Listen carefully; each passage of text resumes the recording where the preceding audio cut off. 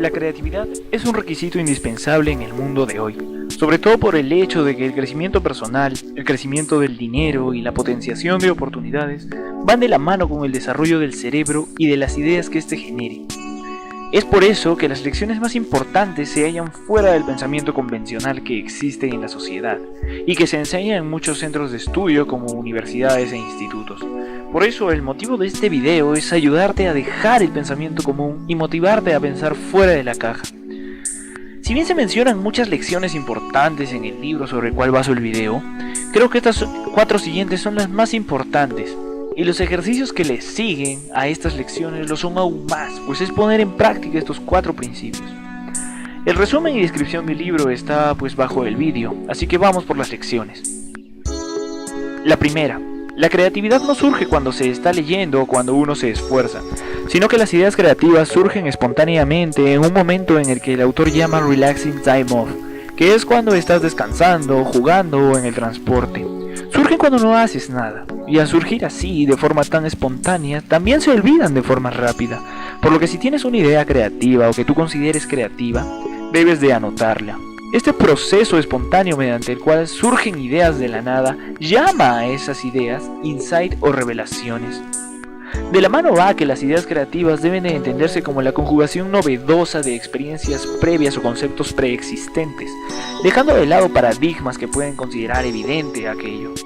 Este proceso de conjugar ideas novedosas se conoce como conceptual blending, y el problema de esto está en que a medida que vamos creciendo, la educación se basa en procesar información sobre lo que se pensaba o lo que pensaba gente que ya no existe sobre lo que ya sucedió.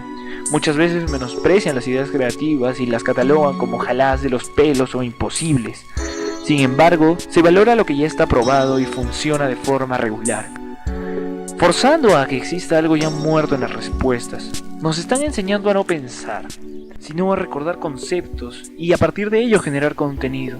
Entonces, ¿cuándo la creatividad alcanza su punto máximo y genera ingresos para ti? Cuando se puede llegar a relacionar temas que no tienen nada que ver el uno con el otro de forma innovadora y a partir de ello generar una propuesta de valor. El segundo punto importante del libro es que la idea es cada vez más novedosa en la medida en que ésta es analizada desde diferentes perspectivas. Y es que para poder comprender algo se requieren de al menos 3 o 4 perspectivas distintas, o buscar tener y conformar un equipo de trabajo que se complemente y sobre todo que tenga una forma distinta a la que tú tienes y la que tienen los demás. Porque las ideas de uno u otro no se van a sumar, sino que vamos a tener una idea más completa, más asociada, con más posibilidades creativas. Es por eso que se sostiene que el activo más importante es el equipo de trabajo. El pensar productivamente es el poder de aplicar un pensamiento creativo, es enfrentarnos a un dilema y poder definir las maneras distintas que hay de verlo y resolverlo. Y esto es algo que tú puedes hacer, solo tienes que poder dejar de pensar convencionalmente y ponerte en la perspectiva de otras personas. A esto se le conoce como multiplicidad de perspectivas. La manera más sencilla de conseguir esto es preguntarle a 4 personas diferentes qué piensan sobre lo que te has planteado resolver o sobre lo que te desafía. Hacerlo ampliará el panorama y te permitirá una visión más global acerca de qué es lo que puedes hacer para poder resolver el problema. El tercer punto importante o principio es entender que ya no se puede hablar de que existe un lado derecho o un lado izquierdo del cerebro, como se describía antes, sino que hoy por hoy se sabe que se da una interacción de ambos hemisferios. Lo que ocurre es que hemos crecido aprendiendo que ambas partes no pueden complementarse, que va a haber lógica y no va a haber belleza, o que va a haber la razón y también se va a dejar un poco de lado la creatividad o viceversa. Y eso es un problema, pues se está constantemente pensando qué parte debe o no intervenir. Y al hacer esto, lo que ocurre es que vamos a tratar de solucionar los problemas con soluciones similares a problemas similares que nos han ocurrido antes.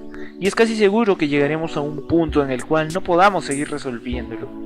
A esta incapacidad se le conoce como el impasse, y la única forma de superarlo es mediante la aplicación de ejercicios creativos o maneras distintas de verlo. Finalmente, el cuarto punto importante es saber reconocer cuando uno es más creativo. Junto con esto debemos de mencionar que existen 3 variables importantes a tener en cuenta, las cuales son las emociones, el entorno y los aspectos intangibles. El primero de ellos es saber reconocer que los eventos son situaciones cargadas de emociones, y de esta manera nos va a hacer más sencillo recordar una idea creativa o ser más creativos cuando nos encontremos sintiendo lo que sentimos en el momento de pensarlo por primera vez. A esto se le conoce como el sentido antes que el detalle.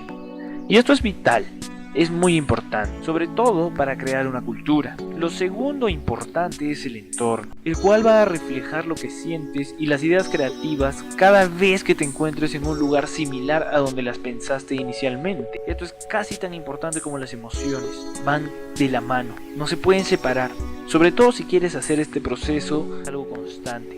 Y finalmente, los demás aspectos intangibles, y aquí resaltar una frase: mientras más sabes, menos ves, y mientras menos sabes, más ves. Un rasgo característico de las personas creativas y que se puede trabajar es que buscan la solución como algo novedoso. Se llevan bien cuando hay resultados ambiguos, asocian más cosas y mejor, se preguntan todo, tienen un elevado nivel de concentración y atención en aquello que les interesa. Finalmente, toman riesgos más fácilmente. Entonces, esta suma de 3 factores te ayudarán a potenciar tu creatividad y los resultados que puedas conseguir aplicando. Finalmente, el libro describe varias técnicas para poder resolver problemas o aumentar la creatividad. La primera de ellas es hacerle preguntas divertidas a tu problema.